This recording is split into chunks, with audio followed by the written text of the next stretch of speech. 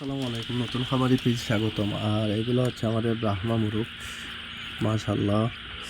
এখানে 8টা বের হয়েছে। আমরা 12টা ডিম বসাইছিলাম মেশিনে, এখান থেকে 8টা বাচ্চা পাইছি আলহামদুলিল্লাহ। তো একটা হচ্ছে ছাই কালারের, আর 3টা সাদা এবং 3টা কালো। দেখা যাক বড় হলে ওরা মানে কীরকম কালারে আসে।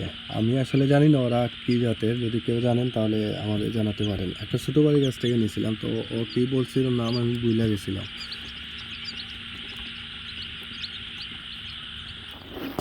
এই যে সাদাটা।